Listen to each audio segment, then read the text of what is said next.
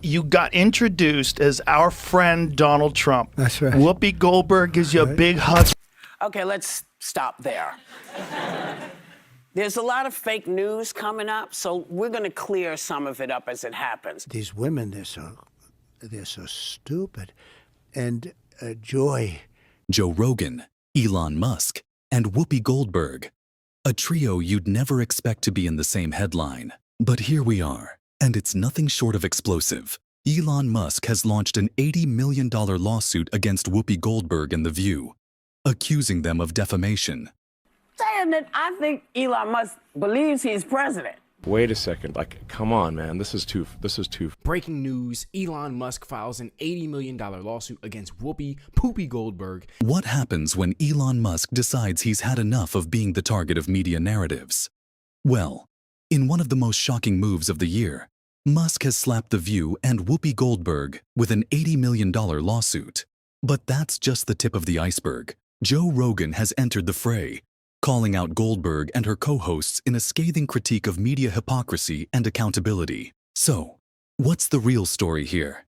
Is this a fight for free speech or just another example of media sensationalism gone too far? Buckle up, because this is one story you don't want to miss. The controversy erupted when Elon Musk filed a massive $80 million lawsuit against Whoopi Goldberg and her co-hosts on The View. According to Musk, Goldberg made inflammatory remarks suggesting he and J.D. Vance were conspiring to manipulate government control if Donald Trump were removed from office. The allegations were bold, the language sharp, and Musk wasn't about to let it slide.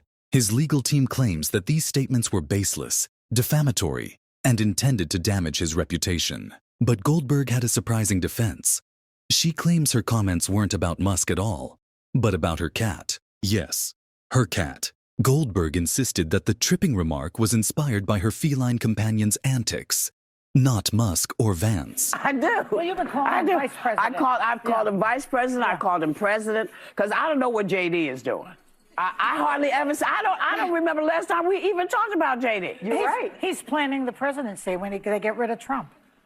So you think it's Musk Vance? Possible.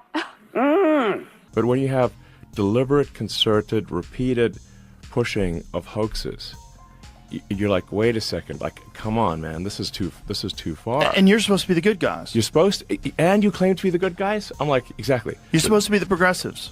Yes, the Dems are like, oh, we're the good guys, we're the honest people. No, hang on. You can't claim to be the good guys, you can't claim to be the honest people if you're deliberately pushing hoaxes that have been debunked thoroughly. Yeah. Okay, I need to clean something up because my cat lays in wait for me on my stairs all the time. That's what I was thinking of that. I wasn't trying to indicate that they were actually standing there with their legs out, hoping he would trip. No, nobody wants anything done to the president. It was lighthearted, and it's the holidays. Come on! Critics, however, weren't buying it, and the internet erupted with debates over whether Goldberg's explanation held any water. As if the drama wasn't already intense, Joe Rogan weighed in during a recent episode of his podcast. And he didn't hold back. Rogan called out what he described as the hypocrisy of mainstream media, highlighting The View as a prime example. He reminded his audience that just a few years ago, Goldberg and her co-host were all smiles and hugs for Donald Trump. They loved him when he was just a businessman, Rogan said. But the moment he became a political figure, they flipped the script. This, Rogan argued, is emblematic of how media narratives are shaped by agendas, not facts. But his critique didn't stop there. Rogan also questioned the ethics of Goldberg's comments, calling them reckless and poorly thought out. Words have consequences, Rogan said. And when you have a platform like hers, you can't just say things and hide behind weak excuses. Social media has been ablaze since the lawsuit was announced. Hashtags like #SupportElon and #CancelTheView have been trending, with users divided on the issue. Musk's supporters see the lawsuit as a long overdue challenge to media figures who exploit their platforms. Critics, however, worry about the implications for free speech, arguing that lawsuits like this could set a dangerous precedent. And then there's Whoopi Goldberg, whose emotional defense has added fuel to the fire. During a recent episode of The View, Goldberg doubled down on her cat explanation, But many viewers weren't convinced. It's not about the cat.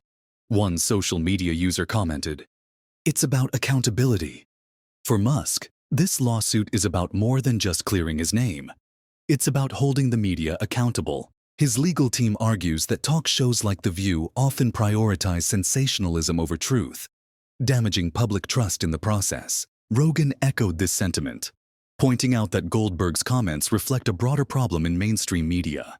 "You can't claim to be the voice of progress while spreading misinformation," Rogan said. "That's not how it works." He also highlighted the dangers of normalizing inflammatory rhetoric, arguing that it erodes the integrity of public discourse. Rogan took a moment to remind his audience of The View's complicated history with Donald Trump. In earlier episodes, the host treated Trump like a celebrity, praising his achievements and welcoming him with open arms. But once he entered politics, the tone shifted dramatically. "It's like night and day," Rogan said. "They went from celebrating him to vilifying him, all because it suited their narrative. This," Rogan argued, "is a prime example of how media outlets manipulate public perception for their own gain." Really had much to say until he started running for president. Then I could say everything I needed to say. My face said everything. Was the episode of you when you were on The View, and I think it was 2015 or 2006, like when you were running for president. Right. And you got introduced as our friend Donald Trump. That's right. Whoopi Goldberg gives you a big hug and a kiss. Joy Behar gives you a big hug. Barbara Walters gives you a big hug. They all loved you. The audience was cheering. And then you actually started winning in the polls, and then the machine started working towards you. Yeah. But there's probably no one in history that I've ever seen that's been attacked the way you've been attacked, and the way they've done it, so coordinated and systematically. And when you see those same people in the past, very favorable to you, like Oprah, when you were on Oprah's show, very. She was encouraging you. We average out The View hosts among the dumbest people on television. And so it's like they say the thing that people are thinking, but they say it very directly, so they expose whatever truth. But I don't think Sonny's dumb. But Whoopi is certainly not the brightest person. And what she just said just doesn't make any sense. It's just like so silly to say. Musk's lawsuit could set a groundbreaking precedent for media accountability. If successful, it could push networks to think twice before making unfounded claims about public figures. But it also raises important questions about the balance between free speech and accountability. Can we hold media figures responsible without stifling their ability to speak freely? And what role should platforms like The View play in shaping public opinion? Joe Rogan ended his critique with a call for higher standards in journalism. "Media is supposed to inform, not manipulate," he said. "If we can't trust the news, who can we trust?" His words resonate deeply with Musk's supporters, who see this lawsuit as a step toward restoring integrity in media coverage. So, where do you stand on this issue? Is Elon Musk right to challenge The View? Or does this lawsuit go too far? And what do you think about Joe Rogan's take on media ethics and accountability? Share your thoughts in the comments below. We want to hear from you. I love you. I'm telling you. And they're trying to humanize him and change your idea about who this guy is. Don't fall for that. Trump, you're talking about. Yeah. Talking about Trump.